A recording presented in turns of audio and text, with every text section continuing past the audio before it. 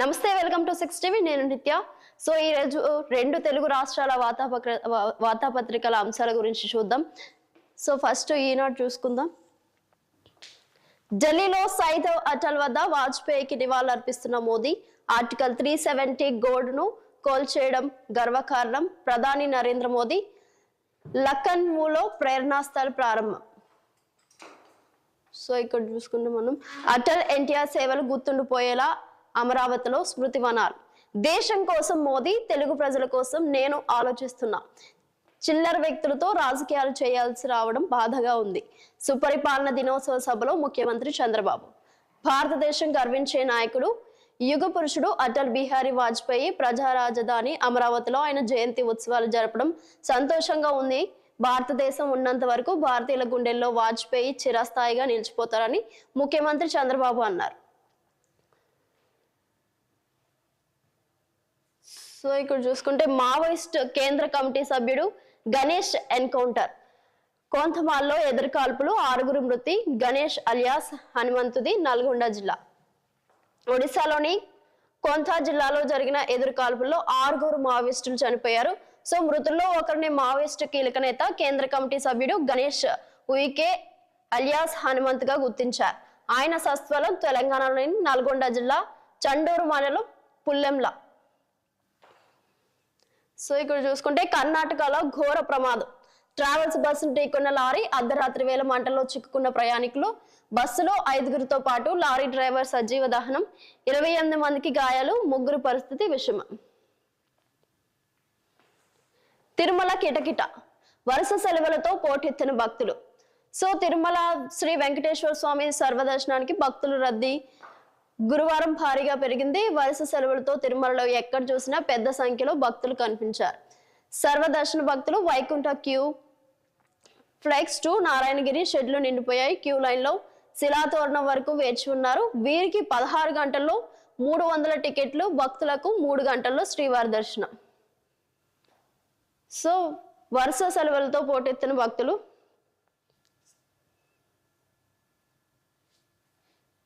Next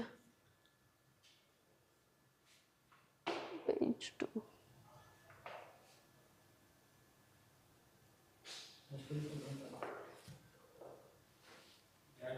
so మనం next సాక్షి చూద్దాం.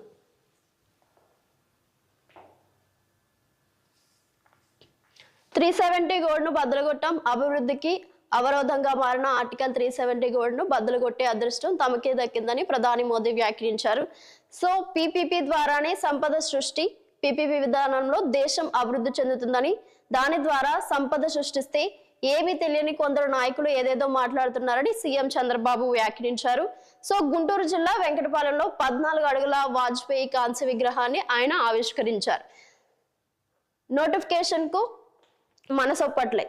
ప్రభుత్వ శాఖల్లో ఖాళీగా ఉన్న ఇంజనీర్ పోస్టులు భర్తీ చేసేందుకు చంద్రబాబు ప్రభుత్వానికి మనసు రావడం లేదు. వైఎస్ జగన్ ప్రభుత్వంలో ఇచ్చిన నోటిఫికేషన్లను సైతం పూర్తి చేయకపోవడంతో అభ్యర్థుల్లో ఆందోళన వ్యక్తమవుతుంది. ఋషికొండపై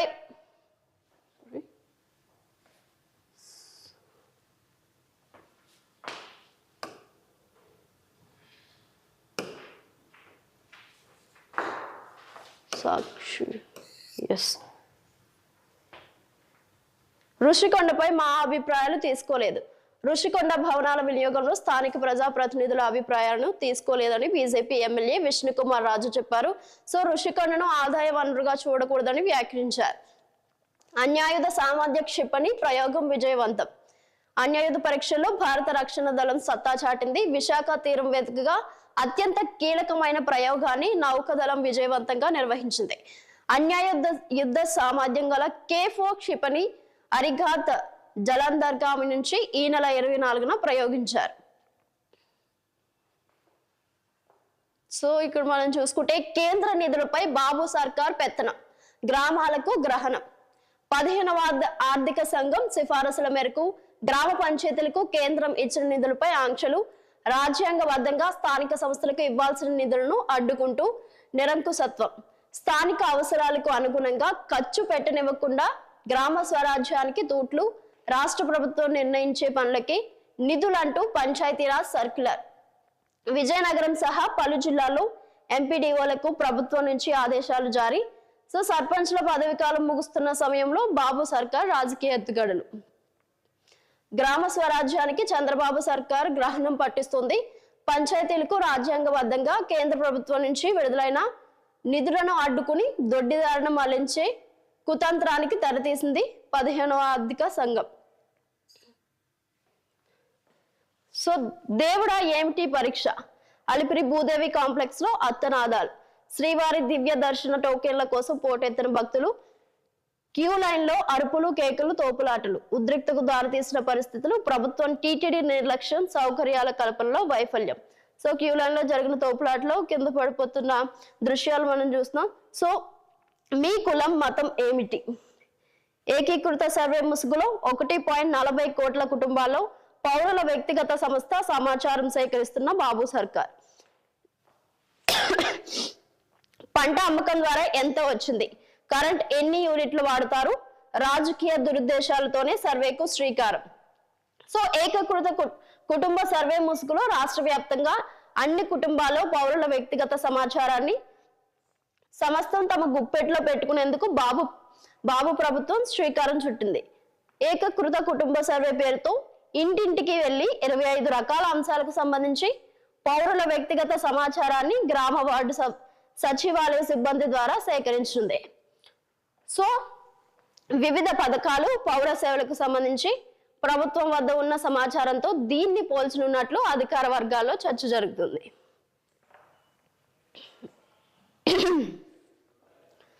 కృష్ణా డెల్టాకు పెనుముప్పు. షెల్ ఆయిల్, గ్యాస్ వెలికితీతతో సాగునీటికే కాదు తాగునీటికి కూడా తీవ్ర ఇబ్బందులు కలుగుతున్నాయి. సో వేదాంతం షెల్ గ్యాస్ ఆయిల్ వెలికితీత అనుభవం లేదు. తక్షణమే నిర్ణయాన్ని వెనక్కి తీసుకోవాలి. రాష్ట్ర ప్రభుత్వానికి సైంటిస్ట్ ఫర్ పీపుల్ శాస్త్రవేత్తల లేఖ. సో ఇక్కడ మనం చూసుకోవచ్చు, మంటల్లో మరో ట్రావెల్స్ బస్ ఎదురుగా దూసుకొచ్చి ఢీకొన్న కంటైనర్ లారీ. 5 ప్రయాణికులు, లారీ డ్రైవర్ సజీవ దహనమయ్యారు. సో 3 తీవ్ర గాయాలు కూడా అయ్యాయి. పరిస్థితి కూడా విషమంగా ఉంది. కర్ణాటకలోని చిత్రదుర్గ జిల్లాలో ఈ ఘోర ప్రమాదం చోటు చేసుకుంది. సో ఇక్కడ మనం చూసుకుంటే బచావత్ ట్రిబ్యునల్ కు విరుద్ధంగా గోదావరి కావేరి అనుసంధానం. ఇచ్చంపల్లి నుంచి 85 టీఎంసీలు వాడుకోవడానికి ఉమ్మడి ఏపీకి ట్రిబ్యునల్ అనుమతి. కానీ అక్కడి నుంచి 148 టీఎంసీలను కావేరీకి మళ్లించేలా NWDA DPR. ఇది ట్రిబ్యునల్ అవార్డుకు విరుద్ధమే అంటున్న సాగునీటి రంగ న్యాయ నిపుణులు. సో మనం ఇక్కడ చూసుకుంటే నువ్వు కావాలి మాట్లాడుకుందాం రా. ఎస్టీ మహిళతో టీడీపీ నేత అసభ్య ప్రవర్తన. పోలీసులకు ఫిర్యాదు చేసిన బాధితురాలు.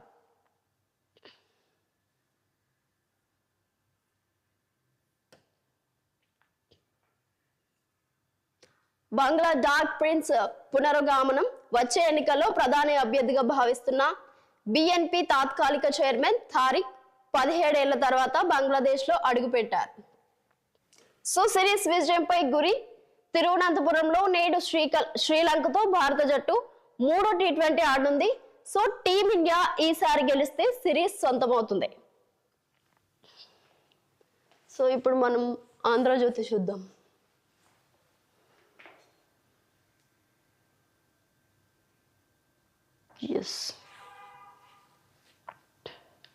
తమ పొలంలో పండిన పీకాన్ పప్పు చూపిస్తున్న సమీర్. సో రాజేష్ కాంతి. ఏపీకి చెందిన సమీర్ అలాగే రాజేష్ కాంతి 2022లో ఎకరం 11 లక్షలు చెప్పిన డల్లాస్ కు 2 గంటల దూరంలోనే ఢిల్లీలో 333 ఎకరాలు కొనుగోలు చేసి పీకాన్ పప్పు పండిస్తున్నారు. So Texas pecan growers association నుంచే 2025కు గాను బెస్ట్ న్యూ గ్రోయర్ అవార్డును అందుకున్నారు వీళ్ళు. సో వ్యవసాయంలో తెలుగు ప్రవాసుల జోష్. పంట భూముల కొనుగోలులో దూకుడు. పప్పులు, కూరగాయలు, పండ్ల సాగులో సాంకేతికత వినియోగంతో లాభాల పంట. భవిష్యత్తులో రియల్ భూమి పైన ఆశలు. రాంచ్ యజమానులకు పన్ను రాయితీ. వందలాది ఎకరాల్లో గోశాలల నిర్వహణ. సో అమెరికా వెళ్ళినా అంతరిక్షంలోకి వెళ్ళినా మన తెలుగువారు మాత్రం మట్టితో చుట్టరికాన్ని మర్చిపోరు. పాడి పంటలపై ప్రేమాభిమానులు అంత తేలిగ్గా వదులుకోరు. ఏళ్ల క్రితం అగ్రరాజ్యానికి వలసపోయిన వారు ఇప్పుడు అక్కడ వ్యవసాయాన్ని కొత్త పుంతలు తొక్కిస్తున్నారు. సో ఆధునిక సాంకేతికతను అందిపుచ్చుకుని రకరకాల పండ్లు అలాగే కూరగాయలు పండిస్తూ అవరా అనిపిస్తున్నారు. సో మరోవైపు పాడి రంగంలోనూ ముద్ర వేస్తున్నారు. ఐటీ, వైద్యం, వ్యాపార రంగాల్లో స్థిరపడిన తర్వాత దీర్ఘకాలిక ఆర్థిక భద్రత కోసం వ్యవసాయ భూములు కొనుగోలు చేస్తున్నారు. సో గత కొంతకాలంగా అమెరికా వ్యవసాయ రంగంలో తెలుగు ప్రవాసుల పెట్టుబడులు ఇబ్బడి ముబ్బడిగా పెరుగుతున్నాయి. కోవిడ్ అనంతరం ఈ ధోరణి స్పష్టంగా కనిపిస్తుంది. ఇక్కడ చూసుకోవచ్చు, సంక్రాంతికి రైతు భరోసా, యాసంగి పెట్టుబడి సాయానికి 9,000 కోట్లు. జనవరిలో సాగు ముమ్మరం, అప్పుడే నగదు బదిలీ, సరైన సమయంలో సాగు ఖర్చులకు పనికొచ్చేలా పంపిణీ. రైతులు పంటల డేటా సిద్ధం చేస్తున్న వ్యవసాయ శాఖ ఉపగ్రహ చిత్రాల ద్వారా సాగు భూముల పరిశీలన, సాగుకు యోగ్యం కాని భూములను పథకం నుంచి మినహాయించే అవకాశం. అసెంబ్లీ సమావేశాల సమయంలో రైతు భరోసాపై మరింత స్పష్టత వచ్చే అవకాశం ఉందని చెప్తున్నా. యాసంగి రైతు భరోసా సాయం పంపిణీకి రాష్ట్ర ప్రభుత్వం ఏర్పాట్లు చేస్తుంది. సో గత వానాకాలం సీజన్లో 9 రోజుల్లోనే సుమారు 9,000 కోట్ల విధులను రైతుల ఖాతాలో జమ చేసి రికార్డు సృష్టించిన రాష్ట్ర ప్రభుత్వం ఇప్పుడు అదే తరహాలో పంపిణీ చేసేందుకు సిద్ధమవుతుంది. సో డిసెంబర్ నెలలో కొన్ని జిల్లాల్లో యాసంగి సాగు ప్రారంభమైన జనవరిలో రాష్ట్ర వ్యాప్తంగా సాగు ముమ్మరం కానుంది. ఈ క్రమంలోనే సరైన సమయంలో సాగు ఖర్చులకు పనికొచ్చేందుకు వీలుగా సంక్రాంతి కానుకగా పెట్టుబడి సాయం అందించాలని భావిస్తుంది. సో రైతు భరోసా పథకం కోసం ప్రభుత్వం రాష్ట్ర బడ్జెట్ లో 18,000 కోట్లు కేటాయించింది. రాష్ట్ర వ్యాప్తంగా 1.5 ఎకరాల మేర వ్యవసాయ భూములుండగా 2 పంటలకు కలిపి ఎకరానికి 12,000 చొప్పున అందజేయనుంది. వానాకాలం సీజన్లో 69.40 లక్షల మంది రైతులకు 8,744 కోట్లు పంపిణీ చేసింది.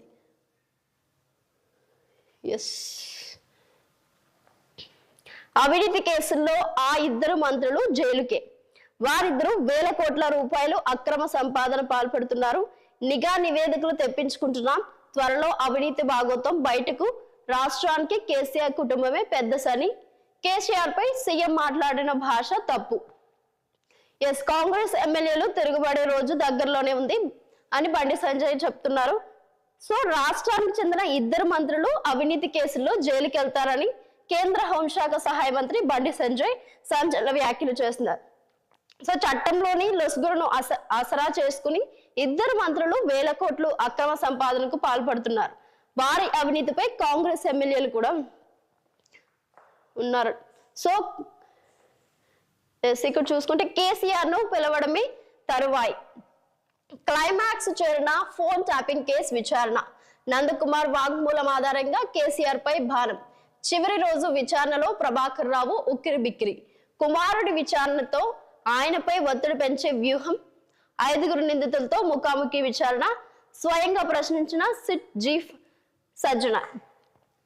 సిట్ బృందంతో ఇంటెలిజెన్స్ చీఫ్ విజయ్ కుమార్ భేటీ అయ్యారు. సో ఫోన్ ట్యాపింగ్ కేసు విచారణ తుది అంకానికి చేరింది. సో ఈ కేసులో బీఆర్ఎస్ అధినేత కేసీఆర్ ను విచారణకు పిలవడం కూడా దాదాపు ఖాయమైంది. ప్రభాకర్ రావు చివరి రోజు విచారణలో అతని కుమారుడితో పాటు గతంలో ఎమ్మెల్యేల కొనుగోలు వ్యవహారంలో అరెస్ట్ అయిన నందకుమార్ ను కూడా పిలిచి విచారించడంతో కేసీఆర్ కు నోటీసులు ఇచ్చే అంశాన్ని సిట్ ఖరారు చేసినట్లయిందని చెప్తున్నారు. తన ఫోన్ ను ట్యాప్ చేసి ఆ ఆడియోను నాటి సీఎం కేసీఆర్ బహిర్గతం చేశారని నందకుమార్ సిట్ అధికారులకు తెలిపారు.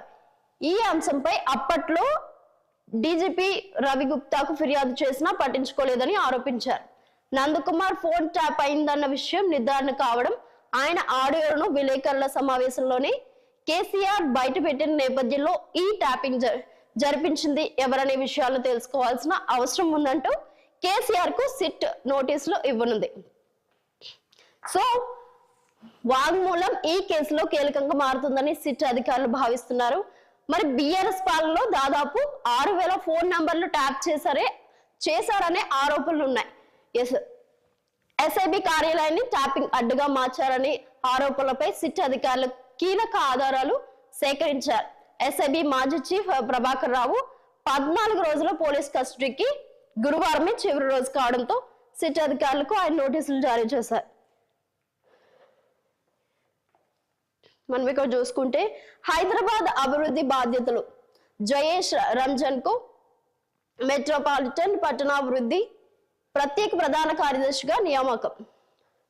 మున్సిపాలిటీల విలీనంతో హైదరాబాద్ మహానగరంగా మారిన నేపథ్యంలో కీలక బాధ్యతలు. హైదరాబాద్ లో పాతవి కొత్తవి కలిపి 12 జోన్లుగా కమిషనర్ల నియామకం, 24 మంది IAS ల బదిలీలు. సో 12 జోన్లు, 60 సర్కిళ్లు, 300 డివిజన్లు. ఇది మహా హైదరాబాద్ స్వరూపం. GHMC పునర్విభజన తుది నోటిఫికేషన్ విడుదల, ప్రభుత్వం ఆమోదం. జీవో 292 జారీ. సో మరో మావోయిస్ట్ అగ్రనేత ఎన్కౌంటర్. ఒడిశాలో కేంద్ర కమిటీ సభ్యుడు పాక హనుమంతు మృతి, మరో 3 మావోయిస్టులు కూడా, వీరిలో 2 మహిళలు. అలాగే హనుమంతు స్వస్థలం నల్గొండ జిల్లా చండూరు మండలం పుల్లెంల.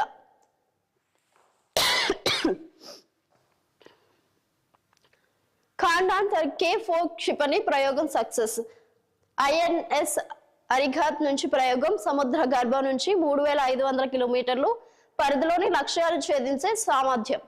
2.5 టన్నుల వార్ హెడ్ మోసాకెళ్లే క్షిపణి అనుప్రయాణంలో ముందడుగు. వంతెనపై నుంచి లోయలోకి కారు, 4 మృతి, 1 విషమం. మహారాష్ట్రలో ఈ రోడ్డు ప్రమాదం చోటు చేసుకుంది. అలాగే మృతులు కాగజ్ నగర్ వాసులుగా చెప్తున్నారు. సో డివైడర్ దాటి బస్సును ఢీకొట్టి కర్ణాటకలో ఓ లారీ బీభత్సం సృష్టించింది. సో 2 వాహనాలు బుగ్గి 6 మృతి చెందారు, 28 మందికి గాయాలు అయినట్టు కూడా తెలుస్తుంది. సో పలువురు విషమం. బస్సు డీజిల్ ట్యాంక్ పేలి మంటలు, అద్దాలు పగలగొట్టి బయటపడ్డ పలువురు. రాష్ట్రపతి ముర్ము, ప్రధాని మోదీ సంతాపం. వరి నారుకు చలిగండం. శీతల వాతావరణానికి రంగు మారి ఎదగకుండా పోతున్న నారుమళ్లు కాపాడుకునేందుకు రైతుల తంటాలు.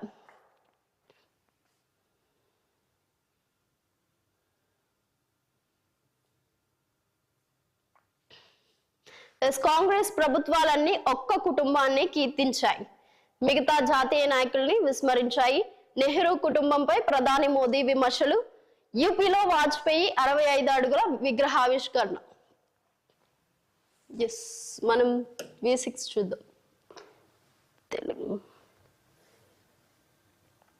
GHMCకి కొత్త టీం. హైదరాబాద్ లో 12 జోన్లకు కొత్త కమిషనర్లు. వీరిలో 8 మంది IASలు, 4 సీనియర్ ఆఫీసర్లు.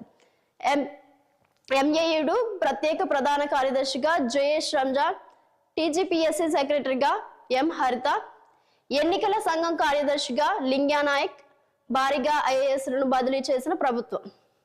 సో 60 సర్కిళ్లు, 12 జోన్లు. GHMC వార్డుల డీలిమిటేషన్ ఫైనల్ నోటిఫికేషన్ జారీ చేశారు. 300 వార్డుల్లో సరిహద్దులు ఖరారు చేస్తూ తుది ప్రకటన.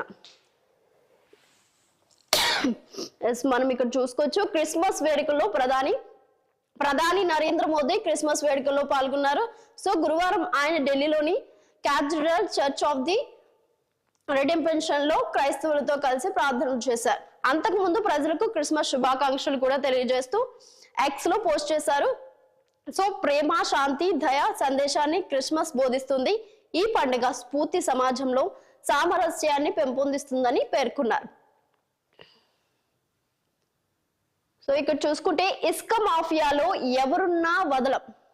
పోలీస్ ఆఫీసర్లైనా, ఆఖరికి సొంత పార్టీ నేతలైనా చర్యలు తప్పవు. త్వరలోనే అందరి భరితం పడతాం. మంత్రి వివేక్ వెంకటస్వామి హెచ్చరిక. ప్రజలకు తక్కువ ధరకే ఇసుక సప్లై చేస్తామని హామీ. మంచిర్యాల జిల్లాలో పర్యటన, పలు అభివృద్ధి పనులకు ప్రారంభోత్సవం. సో ఇసుక దందాపై ఉక్కుపాదం మోపుతామని, ఇసుక మాఫియాకు సహకరిస్తే పోలీస్ ఆఫీసర్లైనా, ఆఖరికి సొంత పార్టీ నాయకులైనా వదలమని వెంకటస్వామి హెచ్చరిస్తున్నారు. సో ఇసుక అక్రమ రవాణాదారులతో అంటకాగుతున్న పోలీస్ ఆఫీసర్ల రిపోర్ట్ తెప్పించుకుంటున్నామని, త్వరలోనే వారిపై చర్యలు ఉంటాయని ఆయన స్పష్టం చేశారు. అక్రమార్కుల భరతం పడతామని వార్నింగ్ కూడా ఇచ్చారు. సో గురువారం మంచిర్యాల జిల్లాలో కేతనాపల్లి, మందమర్రి, అలాగే చెన్నూరు, జైపూర్, సోమాగూడెంలో మంత్రి వివేక్ పర్యటించారు.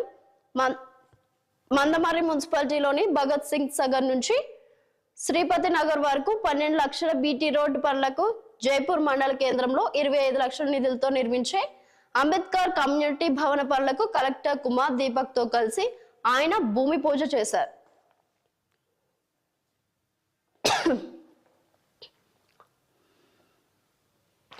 ఇక్కడ చూసుకుంటే ఎక్కువ తోడుకున్నది ఏపీనే. ఈ వాటర్ ఇయర్ లో ఇప్పటి వరకు ఏకంగా 600 టీఎంసీల దాకా కృష్ణా నీళ్లు తరలింపు. సో ఈ సీజన్ లో కృష్ణా నీళ్లు వాడకం ఇలా టీఎంసీలో శ్రీశైలం, తెలంగాణ వచ్చేసి 13, ఏపీలో వచ్చేసి 240. ఇక్కడ నాగార్జున సాగర్ చూసుకుంటే తెలంగాణలో 110, ఏపీకి 350 టీఎంసీలు ఉన్నాయి. సో తెలంగాణ వాడుకున్నది దాదాపు 120 టీఎంసీలే. నాగార్జున సాగర్ కుడి కాలువ నుంచి 350 టీఎంసీలు తీసుకెళ్లిన ఏపీ శ్రీశైలం నుంచి మరో 240 టీఎంసీలు తరలింపు. సాగర్ లో వేగంగా పడిపోతున్న నీటి నిల్వ, పూర్తి సామర్థ్యానికి 65 టీఎంసీల లోటు. పరిస్థితి ఇట్లానే ఉంటే కృష్ణా నీళ్ల తరలింపులో ఏపీ రికార్డ్ ఖాయం. సో నీటి వాటర్ ఇయర్ లో 734 టీఎంసీలను తీసుకుపోయిన పక్క రాష్ట్రం ఈసారి అది 750 టీఎంసీలకు చేరుకుంటుందని అంచనా. సో మనం మరో 100 టీఎంసీలైనా వాడుకుంటామా లేదా అనే ఆందోళనలు ఉన్నాయి. సో మన పక్కనే కృష్ణమ్మ పారుతున్నా మన బిల్లకు కావాల్సిన నీళ్లను మనం వాడుకోలేదని పరిస్థితి నెలకొంది. ఏటా ఇదే జరుగుతున్నా ఈ ఏడాది మరింత ఆందోళనకరంగా మారింది.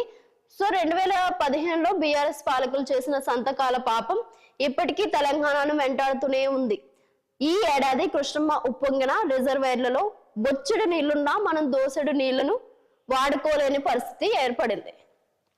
సో ఈ వాటర్ ఇయర్ లో శ్రీశైలం 2333.79 టీఎంసీల ఇన్ఫ్లోస్ నమోదు కాగా నాగార్జున సాగర్ కు 1818 టీఎంసీలు వచ్చాయి.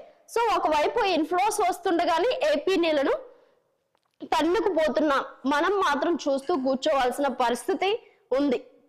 సో ఈ వాటర్ ఇయర్ లో శ్రీశైలం సాగర్ లో కలిపి మొత్తం 810 టీఎంసీల నీటి వినియోగం జరగ్గా అందులో ఏపీ ఏకంగా 600 టీఎంసీల దాకా మళ్లించుకుంటే మనం తీసుకున్న నీళ్లు దాదాపు 120 టీఎంసీలే. మిగతా పవర్ జనరేషన్ కు వినియోగించారు. కుండ అడుగున రద్రం పెట్టినట్టు ఏపీ ఇప్పటికే శ్రీశైలానికి గండి కొట్టి పోతిరెడ్డిపాడు నుంచి నీళ్లను గద్దెలెక్క తన్నుకుపోతున్నది. అటు నాగార్జున సాగర్ లోను డెడ్ స్టోరేజ్ నుంచి ఇష్టరాజ్యంగా జల దోపిడీకి పాల్పడుతుంది.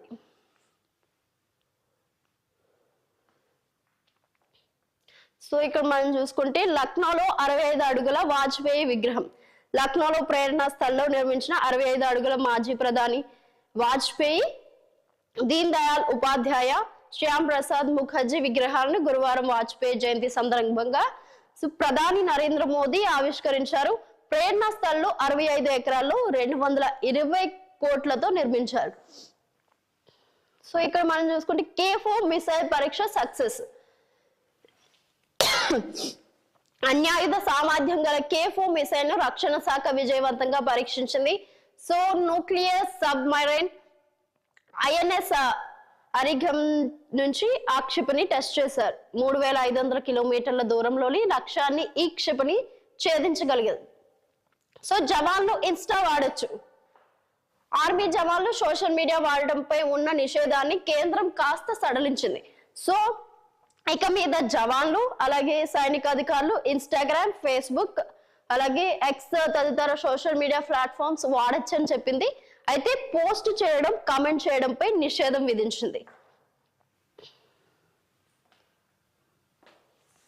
ఇక్కడ చూసుకుంటే ఆర్టీసీలో 198 ఉద్యోగాలకు notification. 84 traffic supervisor, 114 mechanical supervisor trainee పోస్టులు. ఈ నెల 30 నుంచి వచ్చే నెల 20 వరకు ఆన్లైన్ లో దరఖాస్తులకి స్వీకరణ. కృష్ణా నీళ్లతో నవంబర్ 1 ద్రోహి కేసీఆర్. రాష్ట్రానికి 575 టీఎంసీలు రావాల్సి ఉంటే 299 టీఎంసీలు చాలని గొంతు కోసిండు. దీనికి జగన్ సాక్ష్యం అవసరమైతే ఒప్పందాలు బయట పెట్టడం అని బండి సంజయ్ అన్నారు. సో రేవంత్ ను కట్టేసి కొట్టినా తప్పు లేదు. కేసీఆర్ లేకుంటే తెలంగాణ లేదు, ఆయన పైన ఇష్టం ఉన్నట్లు మాట్లాడుతున్నాడు. So BRS MLA Harish Rao ఆగ్రహం వ్యక్తం చేశారు. సో సీఎం మాట్లాడిన తీరు అసహ్యంగా ఉంది.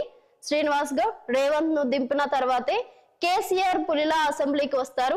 మరి జనార్దన్ రెడ్డి సీఎం మాటలకు పిల్లలు భయపడుతున్నారు. కొడంగల్ సభలో సీఎం రేవంత్ వ్యాఖ్యలపై బీఆర్ఎస్ నేతలు విమర్శలు. సో చూసారుగా ఇవాల్టి వార్తాపత్రికల అంశాల గురించి. మళ్ళీ రేపు కలుసుకుందాం. చూస్తూనే ఉండండి 6 టీవీ.